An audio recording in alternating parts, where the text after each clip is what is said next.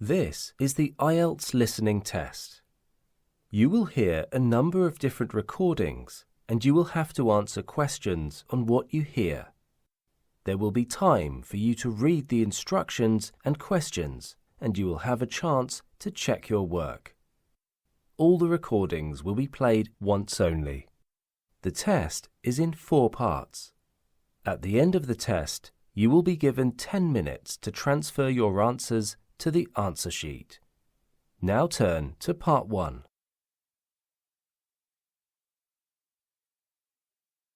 Part 1. You will hear a woman telephoning an eco-farm. First, you have some time to look at questions 1 to 5.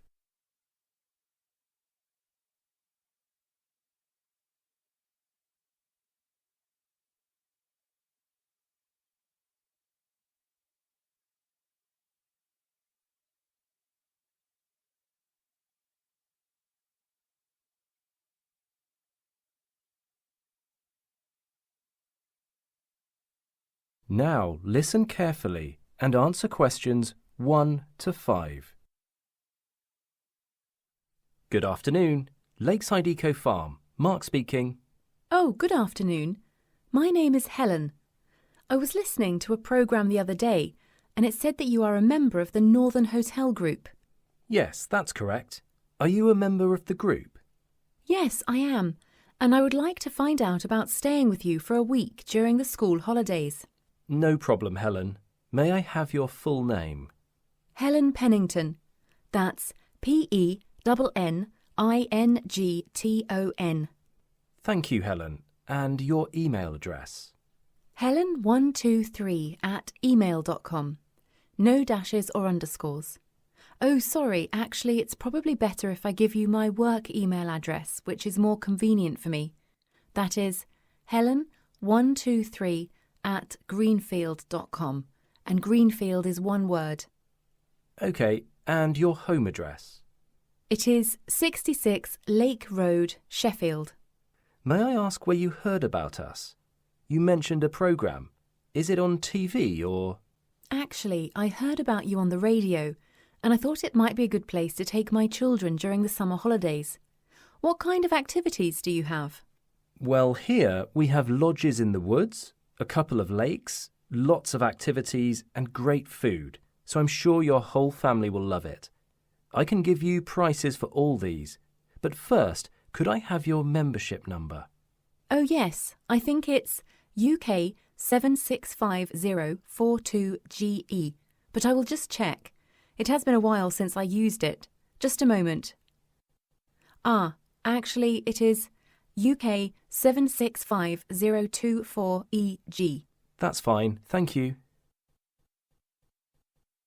Before you hear the rest of the conversation, you have some time to look at questions 6 to 10.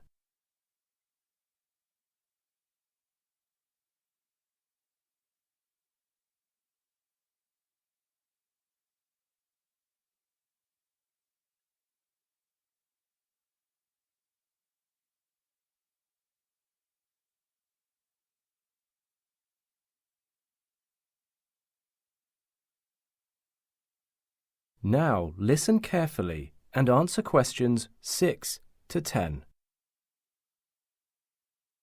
Can you see my information on your system? Yes, I've found you. So, regarding accommodation here at Island Eco Farm, for families I recommend our family chalets, as they are large and suitable for both adults and children. OK, that sounds nice. But a lodge is probably too big for us, and I don't think we have much time and energy for cleaning, so we would like to stay in a flat, preferably near the farm. I'm afraid there's no accommodation near the farm. Would you want to be located near the lake? It's got a great view. Actually, my daughter would prefer to stay in the forest if possible. That's fine. We have some lovely log cabins with room for 4 people, which would suit your family. Yes, that's the kind of thing we want. I hope you have a wide range of food available. My husband is a meat eater. I like seafood, and my children like organic food, including plenty of vegetables. Yes, we cater for all different types of diet, so you can get all of those preferences here, don't worry. Great. So, what is the transport situation? Can we get there by ferry or van, for instance? No, the best way is by train. There's a regular service from Sheffield, or there is a bike trail all the way here. It generally takes about 6 hours to ride here from Sheffield. That sounds good, but it might be difficult with our luggage. It's a pity you don't have vans or ferry boats, but I think we will take the train. So, what activities do you have there? We have a gardening course on planting flowers. Would that be suitable? I was hoping for something a little more energetic to give us more exercise. A dance course, for example. That is something guests requested in the past, but it's not something we are doing at the moment. I will bear that in mind for the future, though. OK, that would be great. I need to get back to work, so can you email me through the prices and all the details? Certainly. I'll send all the details through to your work email address right now. Great, thank you. You're welcome, and we hope to see you here at Lakeside Eco Farm soon. Thanks, goodbye. That is the end of part 1. You now have 1 minute to check your answers to part 1.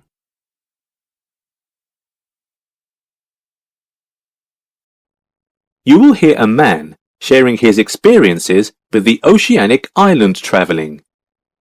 First, you have some time to look at questions 11 to 17.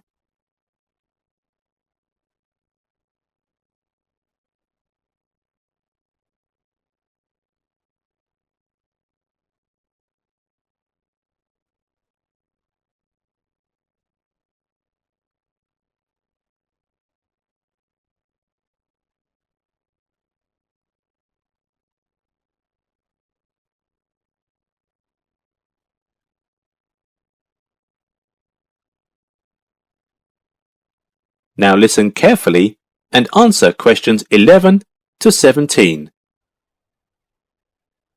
Hello, my name is Damon, and I would like to share my experiences of oceanic island travelling. First of all, some of you have been asking me how Oceanic Island Travelling keeps its tour group members updated while they're on the travel trip.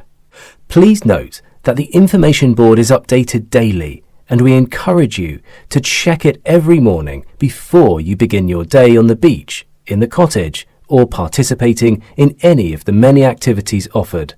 So please remember to check it at the reception area in the front of the visitor centre of the resort.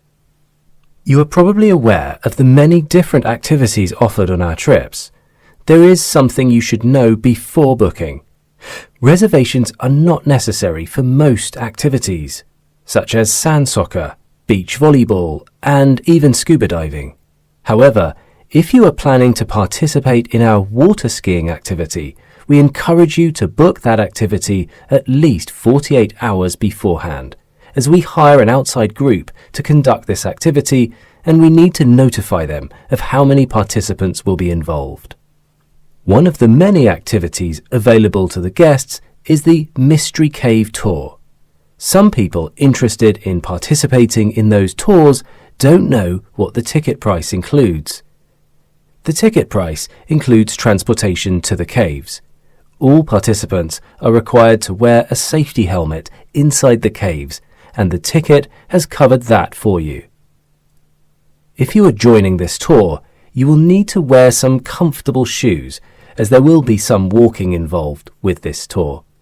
If you are interested to see a map of the Mystery Cave in advance of your trip, you can see it on the Oceanic Island Travelling website.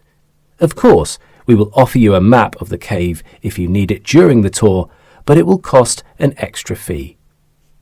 For those of you interested in visiting the Davison Wildlife Park, you should know that the park is an excellent site for families, though it does attract a lot of zoologists to do some research. Again, transportation to the park is included in your ticket price.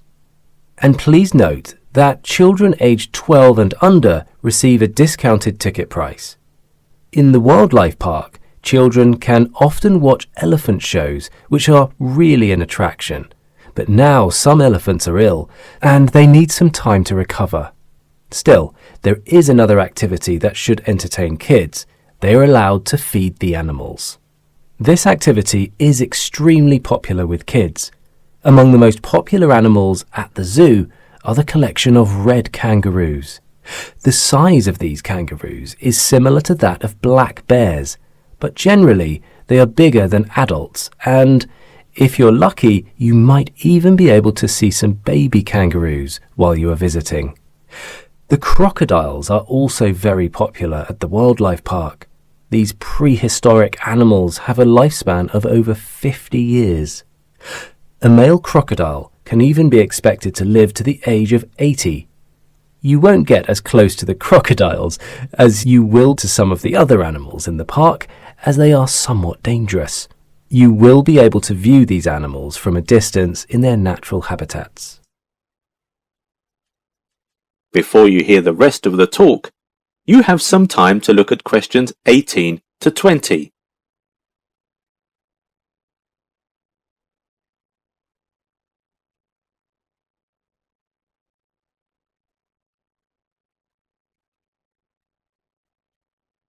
Now listen and answer questions 18 to 20. For those of you that have previously participated in this tour, please know that some of the activities which were previously available are no longer available and have been replaced with new activities. The barbecue and the bonfire are now restricted by ordinance due to fire precautions in the area. Instead of going hiking on the hills, most of our tourists prefer to visit many of the gift shops in the area to buy souvenirs for themselves or for family and friends who are not on the tour. The emu farm, which has previously been a popular place to visit, is now temporarily closed for business. But newly available to you is a popular trip offered to the Nelson Cheese Factory, in which visitors can take a tour and learn all about the process of manufacturing cheese. And finally, a visit to the St. John's Fruit Farm is another very popular day trip. The fruit farm is within walking distance of our cottages, and you can get there by minibus this time, but we'll have a few nature trails that go past the cottages in the future. At the farm, you will be able to pick strawberries and apples in the farm's orchards and fields. Many tourists enjoy this activity a lot. We don't have hill hiking in the area, but we do have tours that involve in other destinations. Contact me if you are interested. That is the end of section 2. You now have half a minute to check your answers.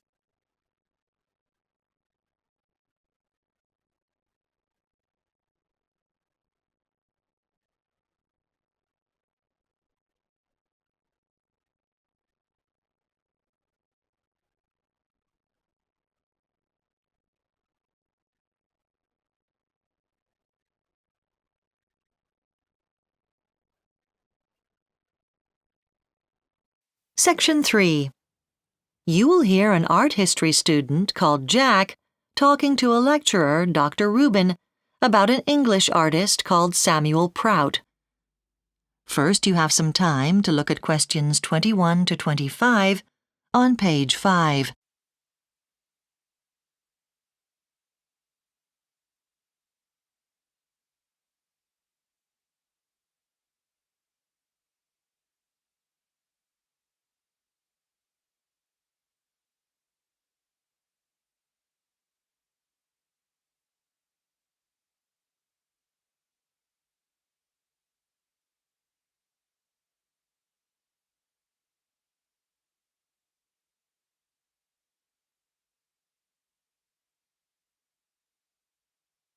Now listen carefully and answer questions 21 to 25. Dr. Rubin? Hello, Jack. So have you chosen which artist you're going to give your presentation on? Yes, Samuel Prout, the 19th century English watercolour painter. Right, interesting choice. I always feel he never quite got the fame he deserved, did he? No, I think that's true.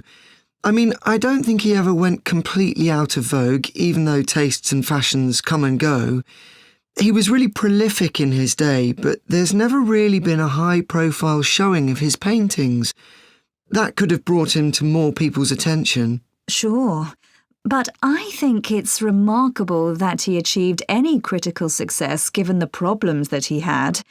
Apparently he was prone to chronic chest infections throughout his life. Yes, it must have been hard for him, but it seems he had a loving wife and family. And a strong network of colleagues and supporters. Yeah, I've been trying to find out what got him interested in painting in the first place. He doesn't seem to have learned the skill from his father, like so many artists of his time. No, well, I think he painstakingly reproduced other painters' works, essentially sort of schooling himself. And then later on, he actually became an art teacher. How do you feel about Prout's style of painting? It's interesting how a lot of artists, you can see how their style is developing as their work matures, but not so much with Prout. He seemed to have several on the go all at the same time. Yes, with others you can say, oh, that must be by so-and-so and painted in around 1820, say. Right, but not so much with Prout. Of course, Prout's career had a huge boost when the art critic John Ruskin declared him a great artist. Yes, but Ruskin's assessment was quite biased, wasn't it? How do you mean? Well, Ruskin admired Prout, and he didn't seem to mind the fact that many of his paintings showed more or less the same thing, European street scenes, or that the people in Prout's pictures can look rather wooden and not very lifelike. For me, his detailing of architecture was too predictable. But for Ruskin, that was where Prout's genius lay. Well, I guess that's what Ruskin was particularly interested in. Before you hear the rest of the discussion, you have some time to look at questions 26 to 30 on page 6.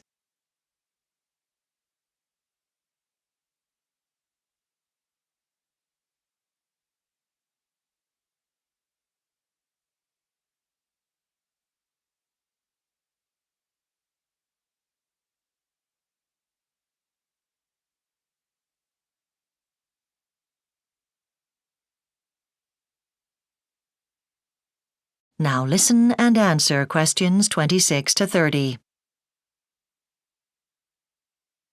OK, Jack, so your brief was to prepare a presentation to give to the group and show some pictures associated with the artist, each of which makes a key point about their work, OK? Right. Well, I wanted to start with A View in Germany at Würzburg. It's a detailed watercolour showing a busy market scene with a background of flamboyant detail like in so many of his pictures. Yes, basically what Prout had made his name doing so well. It really gives the flavour of his work. Right. OK. There's a painting called Bridge on the Ouse near York, except that experts now think this isn't York at all, but somewhere in the south of England. Right. But as far as I know, the picture has never been renamed. No, that would make cataloguing and researching Prout's pictures more complicated. And the next one is called Woodland Scene. This one has a signature. It says S. Prout in the bottom left. But even so, experts on Prout say they doubt he actually painted it. Yes, I remember reading that. The detailing is too clumsy, with the sun not casting shade in the right place.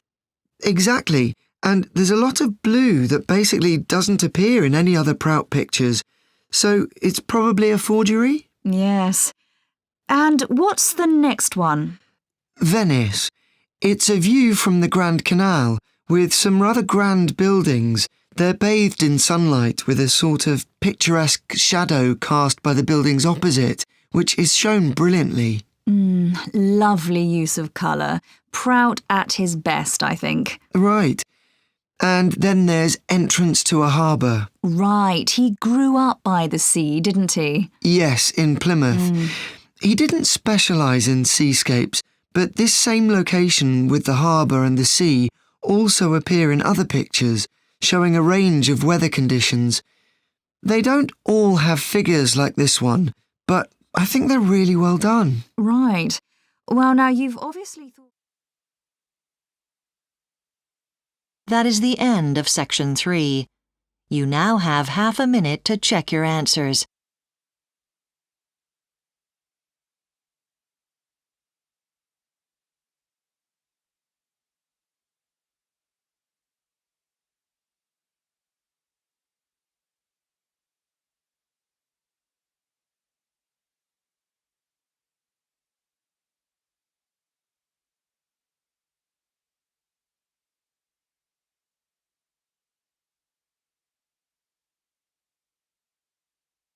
Now turn to Section 4 on page 7.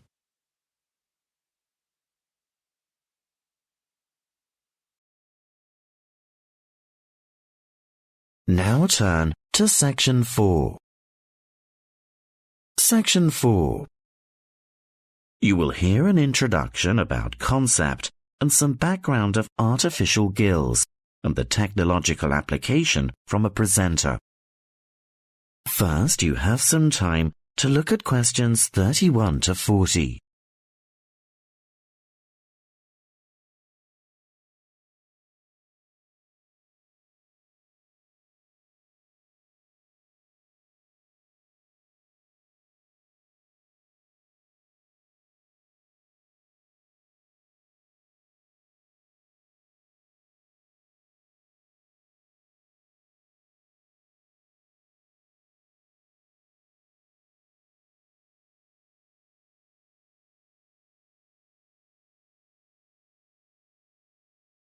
Now listen carefully and answer questions 31 to 40. In my talk today, I'll be exploring the idea of artificial gills. I'll start by introducing the concept, giving some background and so forth, and then I'll go on to explain the technological applications, including a short, very simple experiment I conducted. Starting with the background, as everyone knows, all living creatures need oxygen to live. Mammals take in oxygen from the atmosphere by using their lungs, and fishes take oxygen from water by means of their gills, which of course, in most fishes, are located either side of their head. But human beings have always dreamt of being able to swim underwater like the fishes, breathing without the help of oxygen tanks. I don't know whether any of you have done any scuba diving, but it's a real pain having to use all that equipment. You need special training, and it's generally agreed that the tanks are too heavy and big to enable most people to move and work comfortably underwater. So scientists are trying a different tack. Rather than humans carrying an oxygen supply as they go underwater, wouldn't it be possible to extract oxygen in situ, that is, directly from the water while swimming? In the 1960s, the famous underwater explorer Jacques Cousteau, for example, predicted that one day surgery could be used to equip humans with gills. He believed our lungs could be bypassed, and we would learn to live underwater just as naturally as we live on land. But of course, most of us would prefer not to go to such extremes. I've been looking at some fairly simple technologies developed to extract oxygen from water. Ways to produce a simple, practical artificial gill, enabling humans to live and breathe in water without harm.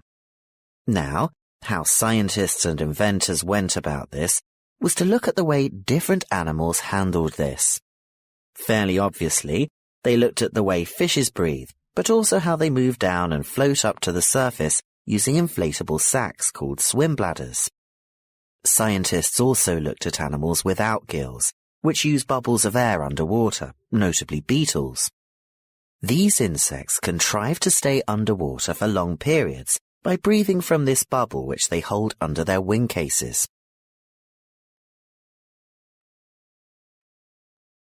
By looking at these animal adaptations, inventors began to come up with their own artificial gills. Now, making a crude gill is actually rather easy, more straightforward than you would think. You take a watertight box, which is made of a material which is permeable to gas, that is, it allows it to pass through, inwards and outwards. You then fill this with air, fix it to the diver's face, and go down underwater. But a crucial factor is that the diver has to keep the water moving, so that water high in oxygen is always in contact with the gill, so he can't really stay still. And to maximize this contact, it's necessary for your gill to have a big surface area. Different gill designers have addressed this problem in different ways, but many choose to use a network or lattice arrangement of tiny tubes as part of their artificial gills. Then the diver is able to breathe in and out. Oxygen from the water passes through the outer walls of the gill, and carbon dioxide is expelled. In a nutshell, that's how the artificial gill works. So, having read about these simple gill mechanisms, I decided to create my own. I followed the procedure I've just described, and it worked pretty well when I tried it out in the swimming pool. I lasted underwater for nearly 40 minutes.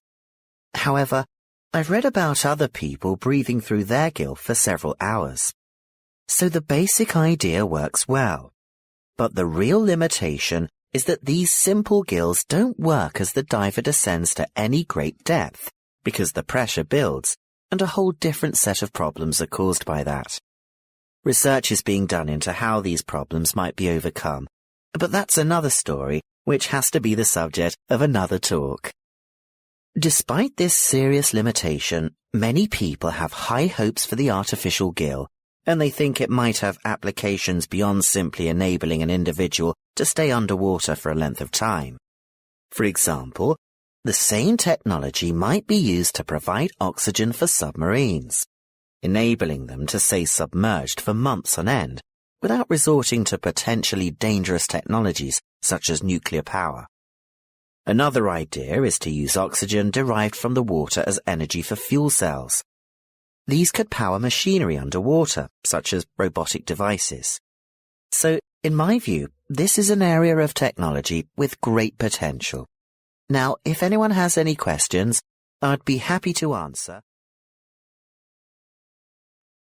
That is the end of section 4. You now have half a minute to check your answers.